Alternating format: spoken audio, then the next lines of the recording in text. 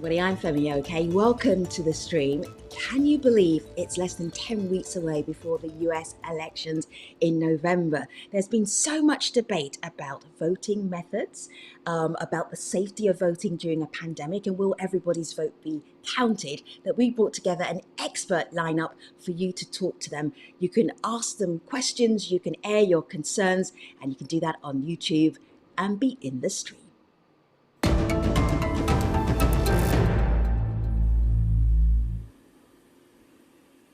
Hello, ladies. So good to see you. I will say hello to the guests. The guests will introduce themselves to you, starting with Grace. Hi, Grace. Introduce yourself to our audience. Hi, everyone. I'm Grace Panetta. I'm a politics reporter at Business Insider, covering everything related to elections, with a particular focus this year on voting and election administration in the COVID-19 pandemic.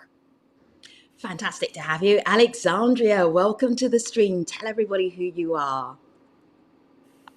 Hi, I'm Alexandria Harris. I'm the executive director of the Andrew Goodman Foundation, and we're all the way focused on young people and their votes.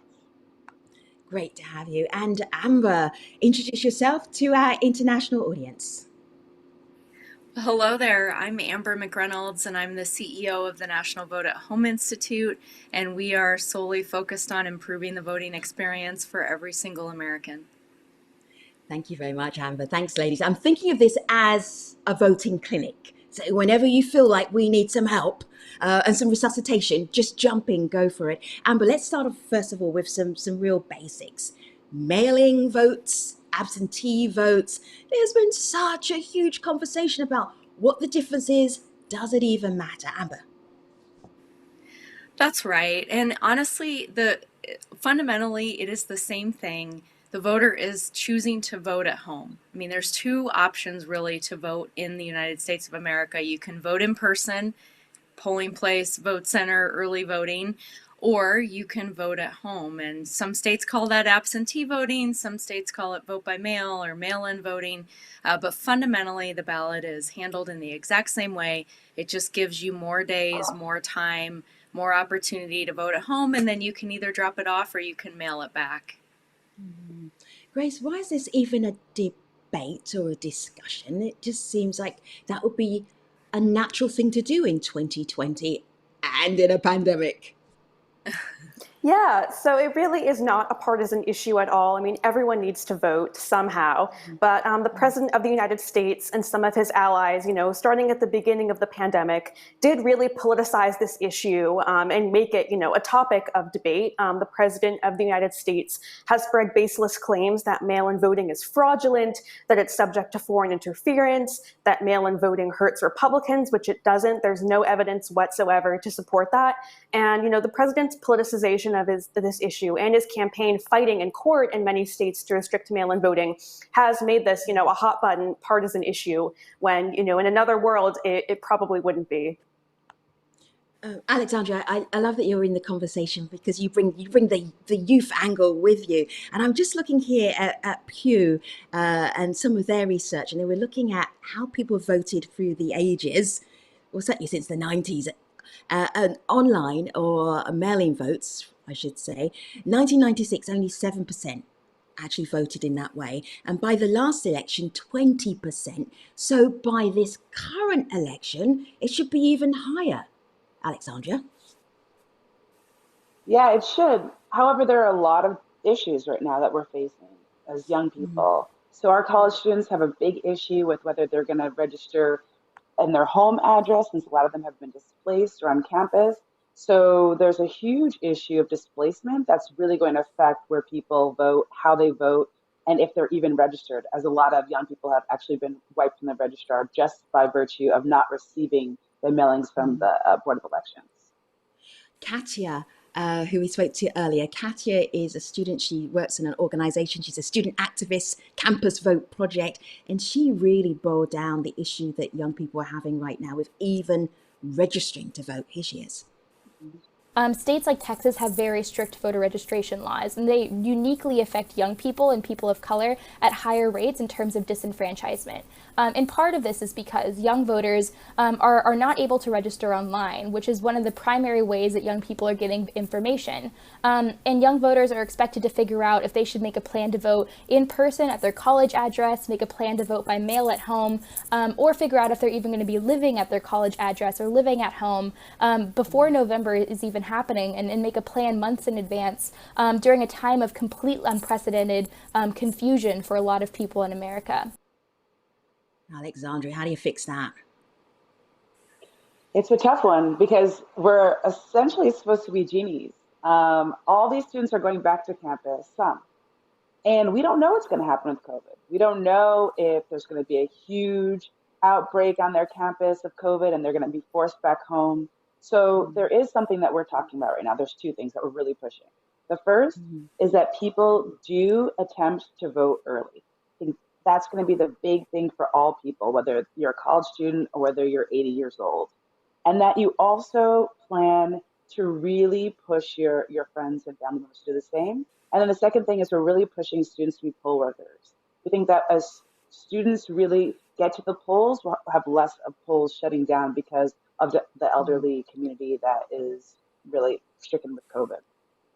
All right, so the voting clinic is well and truly open on YouTube. Arif asks, we need online voting. Grace, is that possible? Yeah, there are really a lot of security issues that come with trying to cast a ballot online. And I'm obviously not a cybersecurity expert by any means, but I just know that when you put a voting system on the internet, it's much, much more vulnerable to hacking, whether they're denial of service attacks that can bring down an entire town's voting system, or just individual open to malware, malfeasance, any of that. And really, there are no countries that have been able to figure this out yet. No developed countries have been able to securely figure out a way to have voting online. And really just the most secure way at this time to have voting that's safe from interference and hacking and any of that is paper ballots or electronic voting with a paper trail for audits. They're just opening a huge can of worms trying to have a voting system that's online, but it should be easier to vote now than it is already. And I definitely see where that desire comes from to just want to cast a ballot online.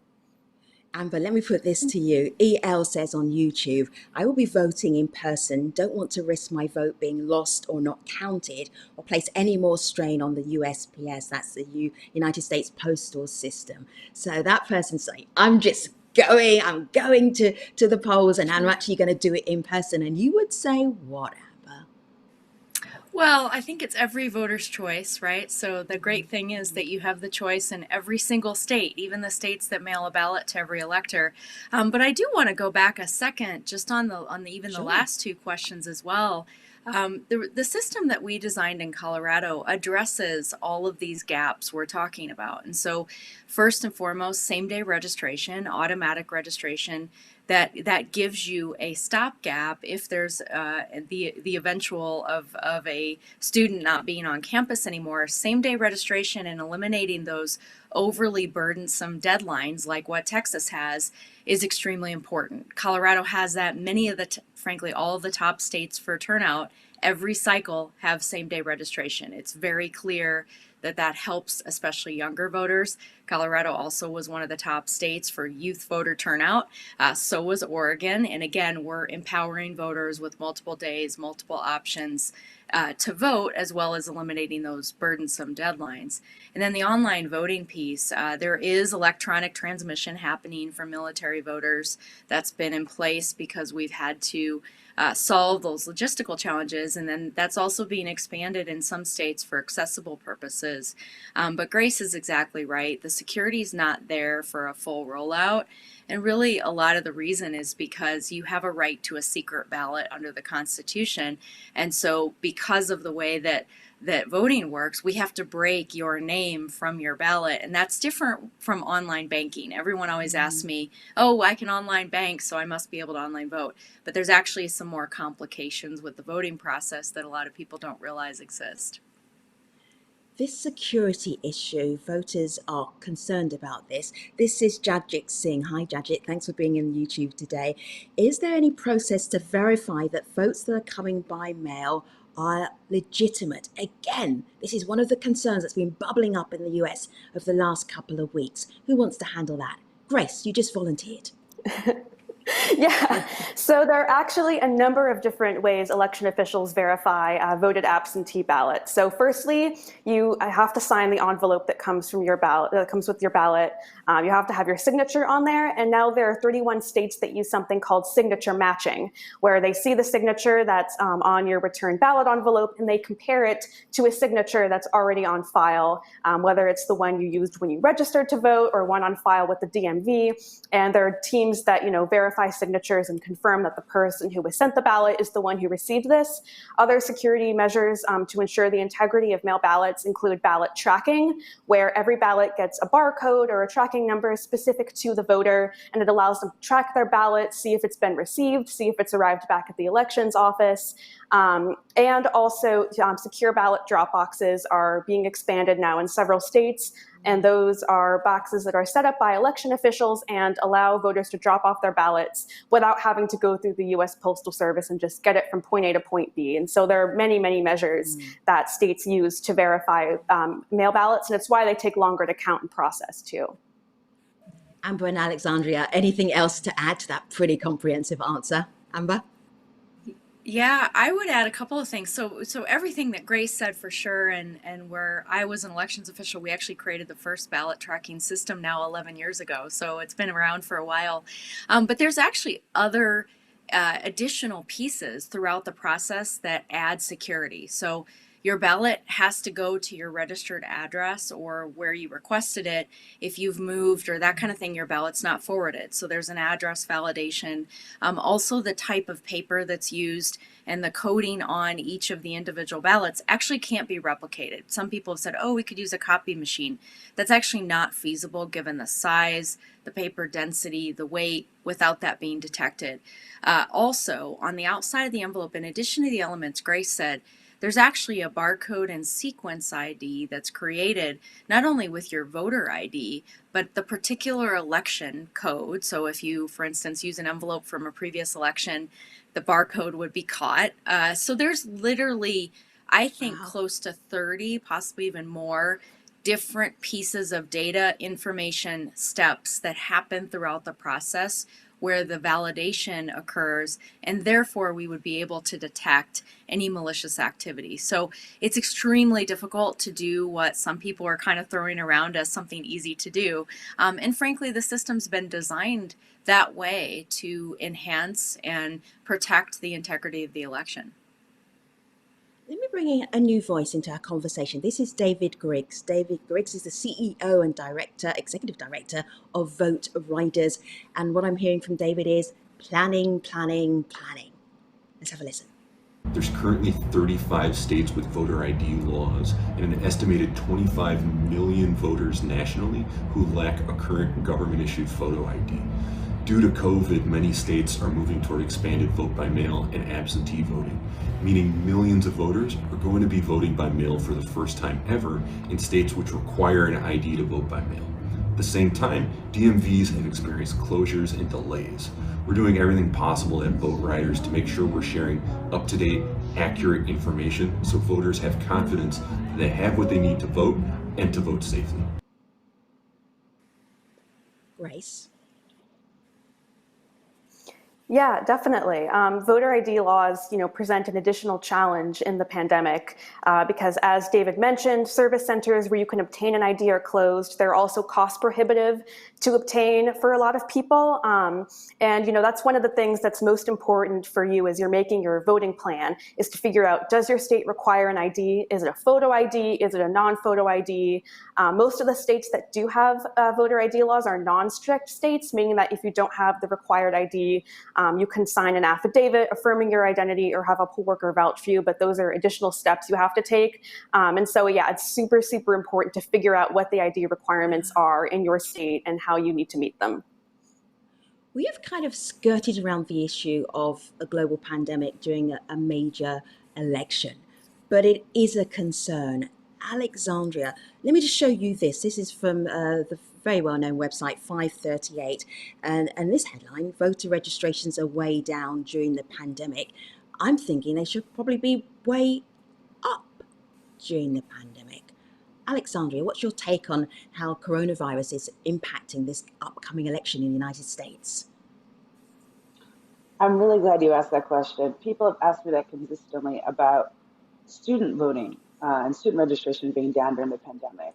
But if you think about what the pandemic has done to us in terms of our basic needs of housing, food, people have lost their jobs, people are concerned about tuition, if they should go back on campus or not on campus, especially, and we've skirted around this issue too, the fact that we have Black Lives Matter protesting in the street and people are being murdered. There's a lot going on. So, frankly, I think people have been less concerned about getting registered as compared to 2016 at this time. But I think that we're going to see it ramp up, especially in September, now that it's tomorrow. Amber, is it the case that if you have to register, you have to go to where you would normally pick up your driving license? So you actually have to register in person, or does that depend on what state you actually happen to be in? Because that would perhaps mean that registrations would be lower. One is, who wants to go into any office anywhere? And two, the offices have fewer hours in which they're actually open and available to people. That's right. And actually, the top method that voters get registered to vote in the country is actually through the motor vehicle locations. And part of the reason for that is because we have a motor voter law that was put into place under the MVRA, National Voter Registration Act. And that is at the point where you do that transaction, that's where you're asked the questions to register to vote. A lot of states have automated that. But that is the top method. And so because those locations were closed, because people are avoiding those sorts of transactions or being in crowded environments, it complicated an already very complicated and difficult situation. The second piece is, in some states you can register to vote online, not all, but many. And I would advise that you should check that now. If you can, at least even just verify that your address is up to date. That's really critical to do today. But the reason that we've seen these registrations down is because of the DMVs being closed, because they are the top method every election cycle for registration activity. And this is honestly, again, another exposure that the pandemic has brought forward, which is laws around voter registration, because most states still have antiquated, outdated laws on the books that require a 30-day registration requirement in your precinct and all of that. And if you move, even within the jurisdiction, you end up voting a provisional. And so that's why we're such a big advocate of same-day registration, automatic registration, as well as balloting automatically, so that voters don't have to think about these sorts of questions and potentially be disenfranchised. The one final point I'll say on that, the Help America Vote Act set up a provisional voting process after Florida 2000, and I'm actually starting to be more concerned that we're going to have a very high number of provisional ballots cast this year because of the registration issues, and those actually take even longer to process, and they're more expensive to process, and they also back up the voting lines. So I think one of the challenges we're going to see with in-person voting is an increase in provisional ballots because of this gap in registration that we continue to see. Right. I want to add something to that because I think it's important. Yeah, Alexandria, go ahead. Sure. So 20 years ago exactly, I voted, or I attempted to vote for the first time, and I was unable to cast my ballot. And I was one of those disenfranchised people in Atlanta, and fought really hard for that provisional voting right. But what we're seeing now, and this is my biggest concern, especially for students, it's exactly what you just said about provisional voting. My concern is that this president, who's really pushing in-person voting, will say, you know what, let's just handle this in the courts. Let's just deal with this, just like Bush v. Gore, and we saw the fruit of that and what happened. My concern is that all of the provisional voting and all of the vote by mail and all of the absentee voting issues will be handled in the court, and a lot of people's votes won't be counted. I did not think I would ever have the opportunity to bring in LeBron James, basketball player, into a conversation about voting, but here we are, and here he is. Have a listen. We put a team together to be able to give our communities the resources to let them understand what their rights are. There's a lot of people who grow up in the inner city, one, are afraid to vote because of previous convictions or something that's happened in their life, and they've been lied to for so many years of why they can't vote, or they don't believe that their vote count, so they don't even go. We want change. We ask for change in our communities, and we want the people in our communities to know if we want change, we have to make it ourselves. This is really important. Ladies, one of the things that I've discovered as I've been following this voting debate discussions ahead of November the 3rd is that people are passionate about voting. There are so many organizations and NGOs and websites to help people to vote, to make sure that they can do it. I want to talk about alternatives and options, and this is a speed round, okay? I want to know how many different ways can you actually vote? Things that you should be considering if it's not going to the polls on election day. Grace, name one. Oh, definitely early voting is a big one. Most states at this point have some form of early voting, whether it's traditionally at a polling place or what's sometimes referred to as in-person absentee, where you cast a paper ballot at your elections office. So that's a great option to avoid long lines on election day. All right, Grace, another alternative. Go ahead. Oh, well, obviously. Oh, sorry. I'm sorry. Yeah. I'm going to share this with Alexandria. Alexandria, you didn't get off that lightly. Alexandria, another alternative. Go ahead. One of the things we're telling our students to do is really advocate for a polling site on your campus, which is a non-traditional way. That's a good one. Yeah, nice. Amber, alternatives. Well, for sure, make a plan to vote. And one of the projects I've been working on, actually, to Alexandra's point, is getting some of the now NBA stations that have set up their arenas for voting. But we've also been working with some sort of owners of the stadiums and large structures on college campuses as well. And so we're making some really good progress at getting some of these colleges and universities to commit some bigger space than they traditionally do on campus. So, look at your options. If you want more time to look over issues and vote at home, you should definitely sign up, because it is a safe and secure process. Election officials are working really hard across the country to make that happen, and it just gives you more time and more days, and you do it on your own time as opposed to being constrained to what the government is offering you. Amber, I'm going to show a tweet that you retweeted, and it's from the NYC Board of Elections. The world's most famous arena and home to the New York Knicks and New York Rangers will be an early vote and election day poll site for the 2020 presidential general election. Thank you, at the Garden. That's Madison Garden. Pretty impressive. Grace, this is your beat. What is different about this year from other election years when it comes to voting and options and the debate around voting? How would you sum it up? I would just say that everything, Bryn, what's interesting is we have seen a lot of states who have action to make it easier to vote. It's allowing everyone who wants to mail, expanding voting, sending out mail ballot options. I think the most important thing for people to know is that, it may be scary and you may be overwhelmed. If you empower yourself and take to your own hands, any possible, even in a pandemic, and that is, not thinking of election day as no third, but thinking of it as, figuring out your plan to vote, a mail ballot if you're voting by mail, out, where and voting is, and things are different, but voters still have agency and a lot of options as to what they can do.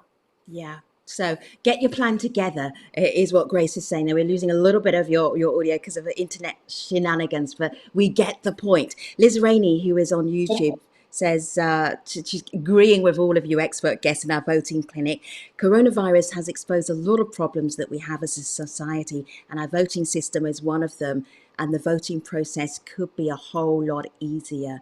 But thank you, Grace and Alexandria and Amber, for unpacking options and plans and strategies that Americans who want to vote, that they can do it come November, and what they should be thinking about. Really appreciate your time, YouTube. Thank you very much indeed. And always remember that whenever we have a conversation on the stream, on the program, there is always a complimentary conversation that we have on Instagram. That is always Sunday to Wednesday at 16:30 GMT. You can follow us on Instagram at AJ Stream. For now, thanks for watching. See you next time.